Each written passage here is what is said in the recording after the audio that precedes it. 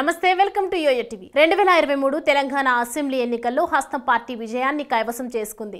కమ్యూనిస్టులు మరియు కాంగ్రెస్ పార్టీ పొత్తు పెట్టుకొని ఎన్నికలకు వెళ్లాయి. ఈ నేపథ్యంలోనే గులాబీ పార్టీకి షాక్ తగిలింది. దీంతో 64 సీట్లతో కాంగ్రెస్ పార్టీ ప్రభుత్వాన్ని ఏర్పాటు చేసింది. ఇక గులాబీ పార్టీ ప్రతిపక్షంలో కూర్చోవలసి వచ్చింది.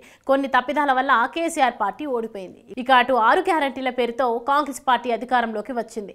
అయితే ఆ 6 గ్యారంటీలను అమలు చేసేందుకు కాంగ్రెస్ ప్రభుత్వం నానా కష్టాలు పడుతోంది. తెలంగాణ బడ్జెట్ ఈ 6 గ్యారంటీలకు అస్సలు సరిపోవడం లేదు. రూపాయికి 4 రూపాయలు ఖర్చు పెట్టాల్సి ఉంటుంది. ఇలాంటి నేపథ్యంలో కాంగ్రెస్ నేతలు తలలు పట్టుకుంటున్నారు.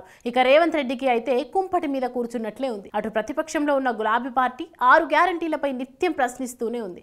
ఇలాంటి నేపథ్యంలో కేంద్రంతో సాన్నిహిత్యాన్ని పెంచుకుంటున్నారు సీఎం రేవంత్ రెడ్డి. గతంలో కేసీఆర్, ప్రధాని నరేంద్ర మోడీ సర్కార్ను అస్సలు పట్టించుకోలేదు. తెలంగాణకు ప్రధాని నరేంద్ర మోడీ వచ్చినప్పటికీ కేసీఆర్ ఏనాడు ఆహ్వానించలేదు. కానీ కాంగ్రెస్ ప్రభుత్వంలో మాత్రం ప్రధాని నరేంద్ర మోడీని పొగుడుతున్నారు. వాస్తవానికి జాతీయ స్థాయిలో కాంగ్రెస్ వర్సెస్ బీజేపీ 2 ప్రత్యర్థులు.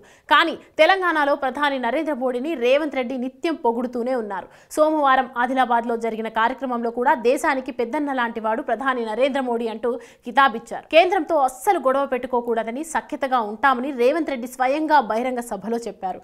అయితే నిధుల కోసం రేవంత్ రెడ్డి ఈ వ్యాఖ్యలు చేసి ఉంటారు. కానీ రేవంత్ రెడ్డి మరియు ప్రధాని నరేంద్ర మోడీ మాత్రం బంధాన్ని దోస్తానా కింద చూపిస్తోంది గులాబీ పార్టీ. పార్లమెంట్ ఎన్నికల ముందు ఈ అంశాన్ని కేసీఆర్ పార్టీ ఒక ఆయుధంగా వాడుకుంటోంది. అంతేకాదు పార్లమెంట్ ఎన్నికల్లో బీజేపీ వర్సెస్ భారత రాష్ట్ర సమితి మధ్య మాత్రమే పోటీ ఉందని ఇప్పటికే కేసీఆర్ స్పష్టం చేశారు. కానీ సోమవారం రోజున ప్రధాని నరేంద్ర మోడీని రేవంత్ రెడ్డి పొగడడంతో కాంగ్రెస్ పార్టీ మరింత ప్రమాదంలో పడింది. బీజేపీ మరియు కాంగ్రెస్ పార్టీ ఒకటే అనే సంకేతం జనాల్లోకి వెళ్ళింది. దీన్ని కేసీఆర్ కరెక్ట్ గా వాడుకుంటున్నారు. జనాల్లోకి తీసుకుపోతున్నారు. ఈ దెబ్బకు గులాబీ పార్టీకి 10 సీట్లు వచ్చినా ఆశ్చర్యపోవాల్సిన అవసరం లేదు.